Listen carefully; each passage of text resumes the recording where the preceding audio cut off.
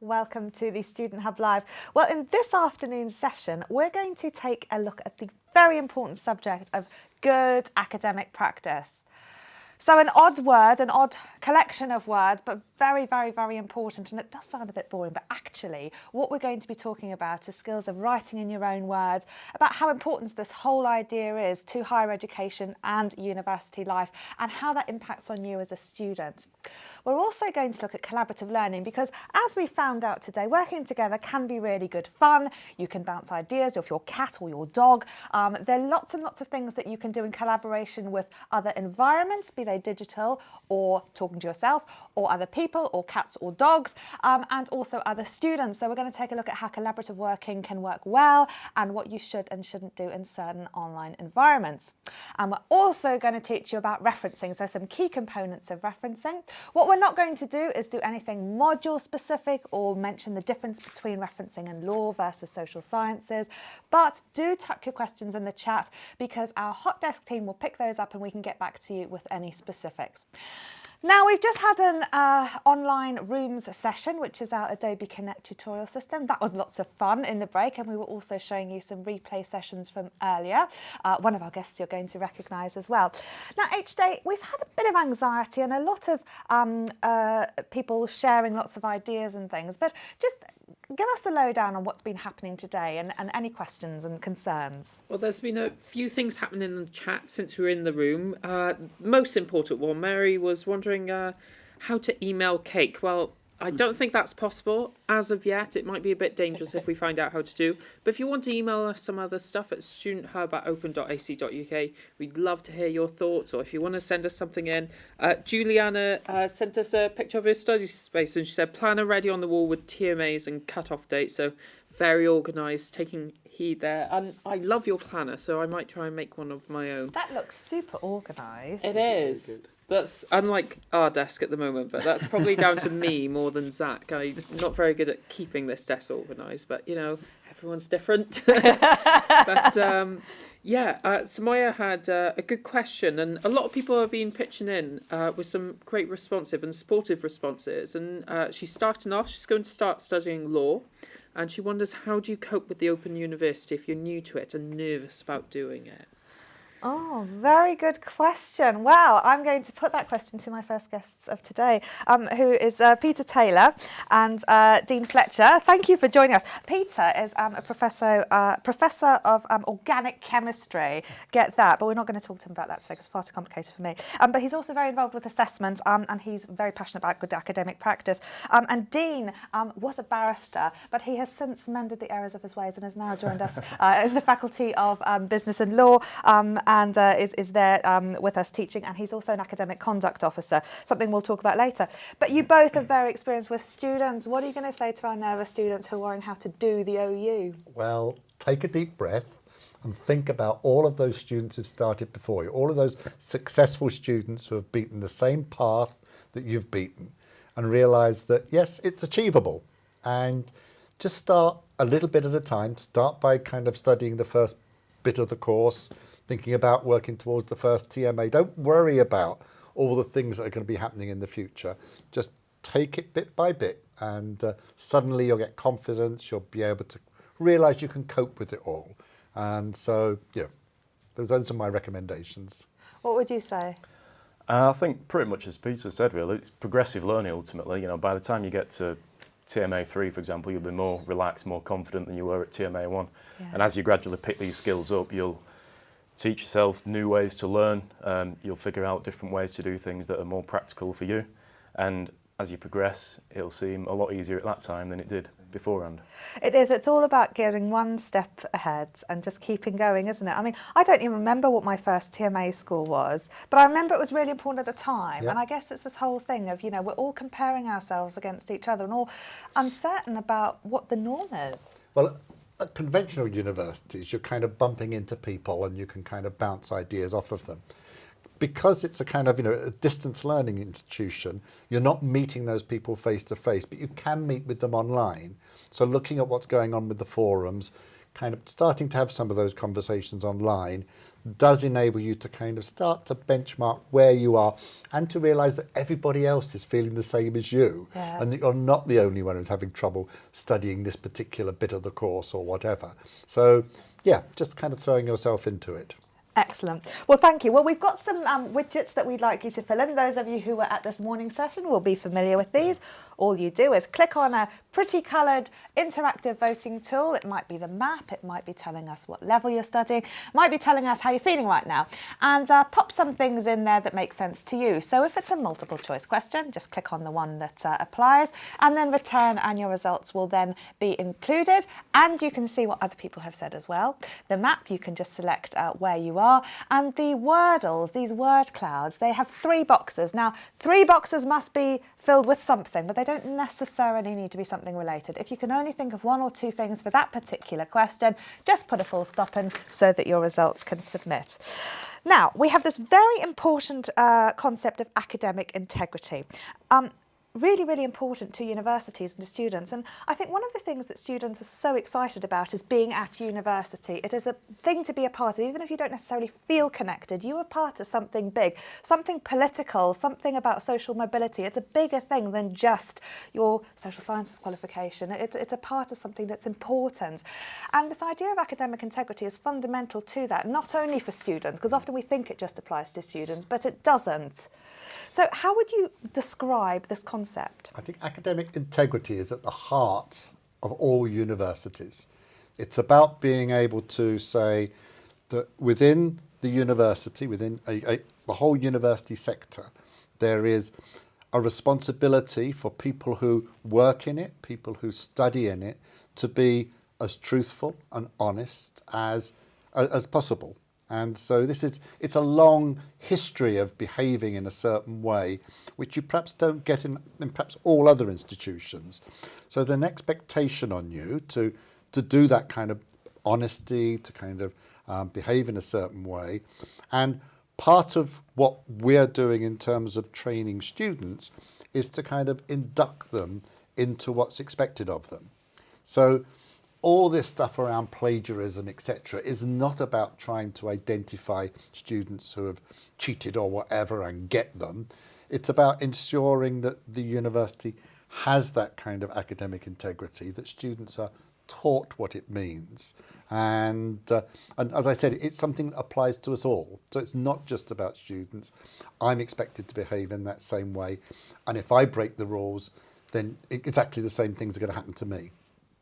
Now, being an academic, of course, means doing things like writing module materials, teaching, but it also means going to the newspapers and saying important things about some of the findings that we make. And a popular area with our students is chocolate and cake, but mainly chocolate. And so often, we'll read something in the paper and it says, oh, academics in this university. I particularly like the ones that say wine is good for you and coffee is good for you. I like those. And they'll say, oh, yes, these people have done this study, and I can imagine how they've done the study. And it's very robust, and they'll put something in the paper, and they've got to have truthful data. They've got to have designed something that is robust enough to get some reasonable data. But often I think, well, I'm not so sure, because if one of you is saying chocolate, one of you is saying coffee, one of you is saying this, that and the other, it can't all fit together and things. So there's this idea of generation of knowledge and feeding that into the public domain and about representing that accurately. But then there are all these journalists and other things, and the library are going to tell us a little bit about how to, check your sources and stuff. But how is this generation of knowledge important, and how does that then relate to academic integrity? So what's really crucial is that you start off from the very beginning when you're planning your experiments, gathering your data, whatever, that you're doing it in an upfront, transparent way, and that the data you get is real, even if it doesn't support your hypothesis, that you accept it as real data. You don't try and bend the rules in any way so that it might accept your hypothesis. You have to be honest, and you gather the data, the way you talk about it, the way you present it is all kind of above board. And it's interesting, with the one around chocolate, there was this paper, and we may talk about that later on, but they did the work precisely, and they talked about what things meant, what correlations meant, but also what they didn't mean. And that's the important thing. It's about kind of not trying to put too much of a spin on it so that you kind of try and persuade people to think in one direction, but you give a fairly kind of unbiased set of opinions. And this must be important in law as well, where you've got to be very clear about what you mean and the parameters of that meaning. Yeah, I think the foundation of it really is having the value of credibility, really. If you're having integrity in any way, shape or form, and as Peter says, with any data that you're projecting to an audience, ultimately you're trying to establish that this is a credible, reliable source, and how that data has come about hasn't been manipulated, hasn't had external influences that aren't actually relevant to the data or the test subject than it might be. Simply producing a hypothesis and then representing that accurately in terms of whatever subject area that might be. But yeah, particularly within law, contrary probably to popular belief, lawyers are actually expected to be completely honest and truthful, and so it goes to the core and the foundation of the institution. But, you know, not all academics are honest and truthful. I've heard of people being struck off registers and codes of conduct when people haven't complied. You know, often, like with this whole sort of area, not much of it is malicious. Sometimes it's just a case of a very tired researcher perhaps fiddling a little bit of something, or somebody not maybe complying as much as they could do. But it is fundamentally important. And this morning we were talking about sort of reading with a purpose and note-taking, and it just strikes me that some of these questions are relevant for students as well, to think, well, how have you done that study? Have you just given these mice a lot of chocolate? And what can you then say about people? And, you know, does this then hold? So one of the things that academics are trained to do is to be critical. So if someone comes up and says, look at this, their automatic reaction is to test that hypothesis, to say, well, what about this? Are you sure that's right? And I think that's how the kind of the university maintains its academic integrity. So that if people do come out with outlandish statements, there are other people who are going to say, I'm not sure about that. What evidence have you got of that? Or that doesn't seem to make sense to me. And that's why when I publish in a journal, I write my paper and I send it to the journal, but it's then sent off to my peers, to other kind of organic chemists around the world who will read it, and their purpose is to be critical, to say, has he got this right, or is he really kind of trying to pull the wool over my eyes? And they'll come back with a whole range of questions and say, what about this? And then it's up to me to respond to those. So you have this peer kind of review process, which kind of ensures that there is that kind of academic integrity and tries to avoid what you said about, you know, sometimes people do try and bend the rules a little bit. So I guess our students, from this process of like submitting their tutor-marked assignments, are getting a very sort of supportive, critical review of their work, and it's something that unfortunately, well, or fortunately, continues throughout, you know, our academic careers and as part of academic life.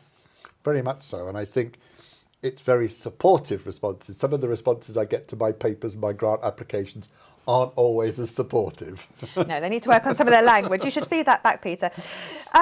Dean, we asked our audience whether or not they've cheated in their university work, and we also asked them whether they would have a clear understanding about what would be considered cheating. Now, the results are rather unsurprising.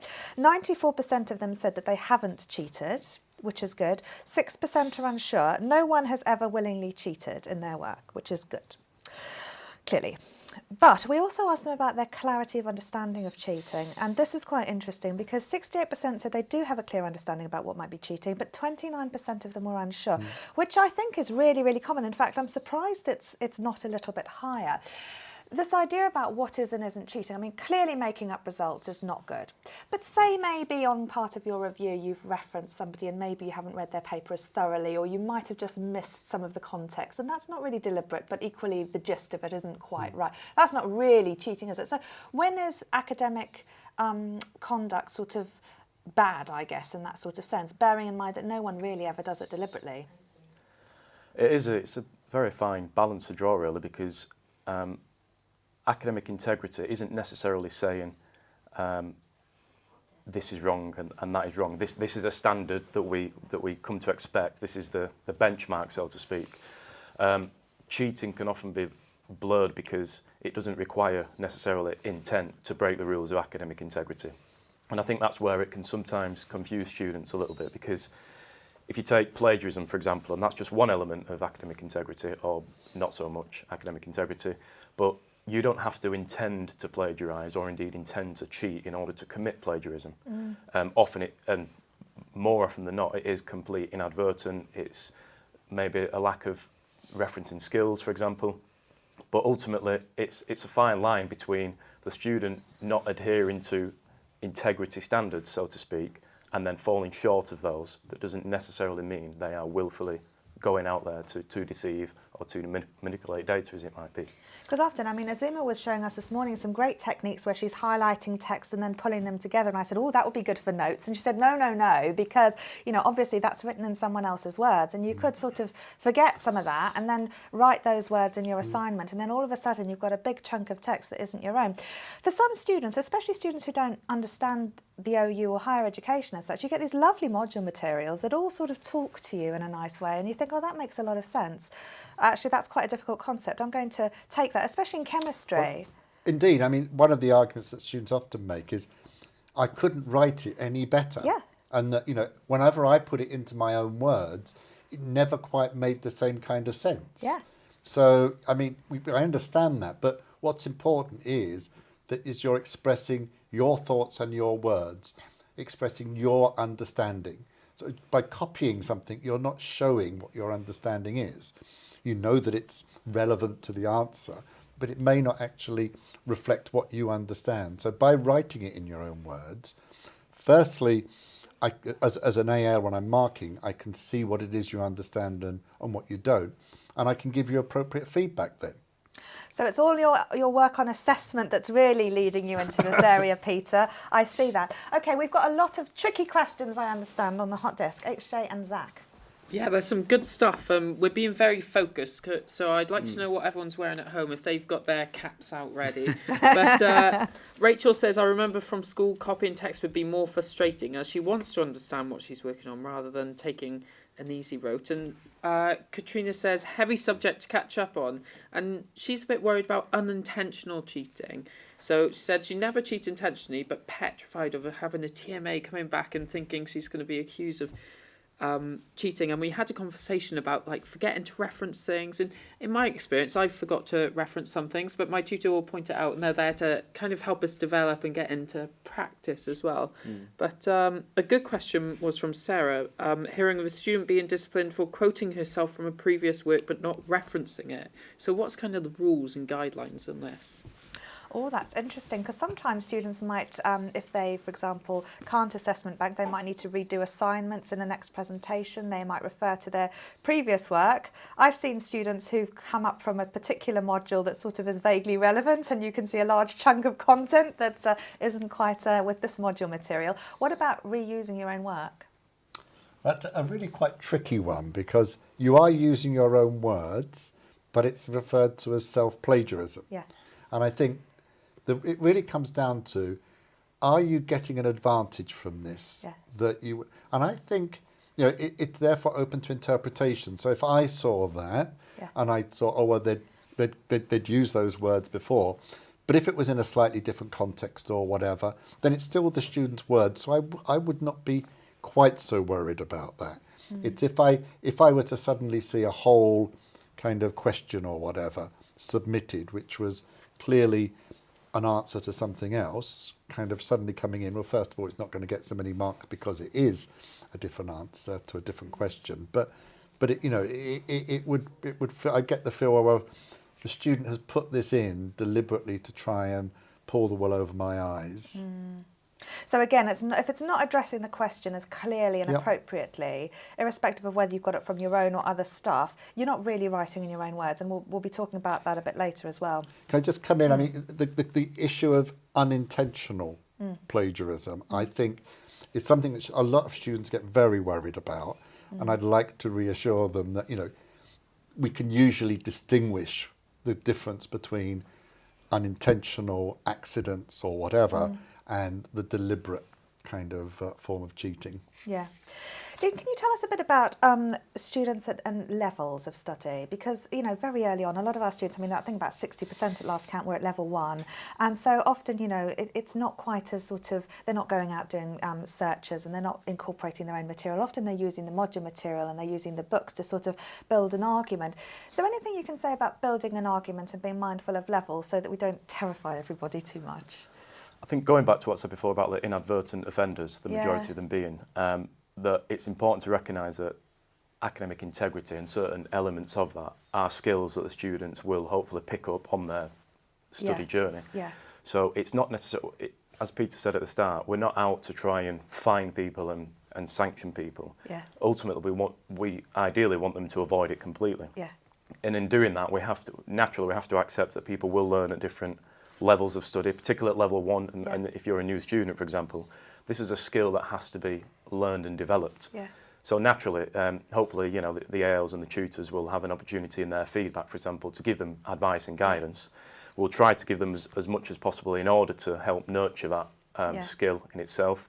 It's only really when it gets to the point where either this has perhaps gone beyond inadvertent, or this is now at a level where things have been done in the past, and maybe it goes beyond a writing skill issue. You've got to be pretty bad to get caught up in all of this. And like you say, you know, we do scaffold the learning so that you've got these skills, which is why the skills are so important for students not to necessarily scrimp over. You know, from level 1, you're not expected to rock up, you know, knowing how to reference, knowing how to write. You have a lot of activities, irrespective of the discipline, that will enable you to learn those things. And as long as you don't copy large chunks, you're pretty much okay at level 1, aren't you? Yeah, that's right. I think, you know, that in many ways, at level 1, you're still kind of learning those skills of being in that academic institution. Yeah. So it's about kind of avoiding those obvious kind of pitfalls of you said, copying words. Yeah. And in general, they're not going to jump down on you as hard as if you're at level 3, when you're expected to understand when to reference and when not. And there's a lot of stuff about primary and secondary sources and things, but the take-home point is that, say we're talking about academic integrity, people just need to know what I said, what you said, and what you said, and then as long as they don't say that I said what you said, we're all okay. So it's just about, I guess, acknowledging those sources and having a clumpy go at it, if nothing else, because it's about being honest about who said what. Yeah. Well, another key thing about there's nothing wrong with referencing people and using, you know, copying words from a source or a material. That in itself, there's nothing wrong with that. It's acknowledging those sources where the fine line comes in, then where is that then an offence, so to speak. As Pete said before about the critical thinking, what we want to encourage is students, if they are referencing other sources, that's fine to do that, then make your own conclusions about that and your interpretation of that. Absolutely, to demonstrate what you've learned. Yeah. Good. Now, you've brought an example, and we're short of time, so I wanted to go through that as well. And we're going to talk about quoting, paraphrasing, all those different sort of ways of including material a little bit later on. But Peter, you've got a very relevant example for Student Hub Live, because we always talk about chocolate here.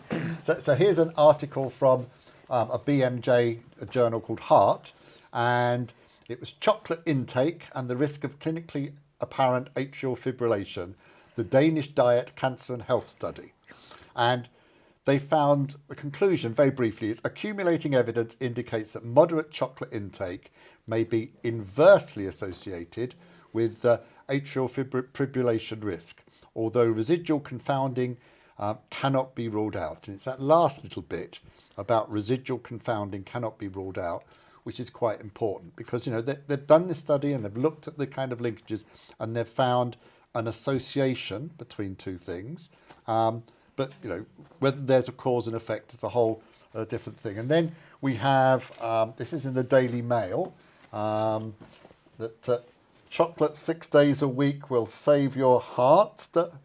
And it's a difference between men and women as to how much you should be taking.